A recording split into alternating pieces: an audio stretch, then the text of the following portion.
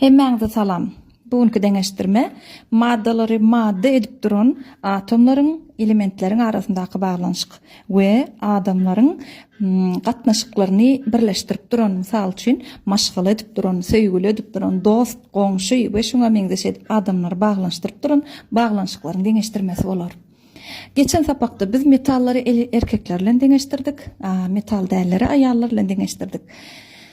Berde baglanşykda da nähili eger iki sany metal däl ýani iki sany zenan birleşse näme bolar? Elbetde dostluk, joruluk bolar. Eger bir metal däl birleşse näme bolar? Onda elbetde söýgü ýa-da maşgala bolar. Şeýledenmi? Eger ýanky birinji mysalymyza ýaly gyýyz bilen gyýyz birleşen bolsa, onda oňa kovalent baglanşyk diýip düşünüň.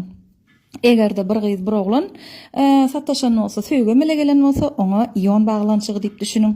Kovalent baglanşygynda käwagt jorulur biri-birine deňeçer bolýanlar bar, käwagt bolsa biri beýlekisinden dogumlyrak bolýan ýagdaýam bar. Şoňaly bir-birine dogumlyrak bolýan ýagdaýynda polar kovalent baglanşygy emele gelýär, ýagny haýsy güçlü bolsa şoň diýen edilýär. Mysal üçin biri bazara ötjek diýe, biri markeda ötjek diýe. Haýsynyň ruhy güçlürak bolsa, şo tarapa çözülýär. We ýene bir baglanşyk bar, o da maşgalalaryň arasyndaky baglanşyk bolup bilýär. İki maşgala näme sebäpli baglanşyp bilerler? Elbetde bir maşgala beýleki bir maşgaladan gyýyz alsa, ýagny maşgalalar guda garyndaş bolup bir-biri bilen baglanşýarlar. Kimiyada oňal baglanşyk barmy? Elbetde bar. Bir molekulanyň vodorodyny beýleki bir molekulanyň elektrotriçatçyly güçlü element özüne çekýär.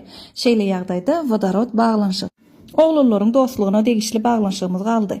İki oglan joruluşsa, dostlaşsa, ýagny birleşse, o taýda da dostluk emele geler.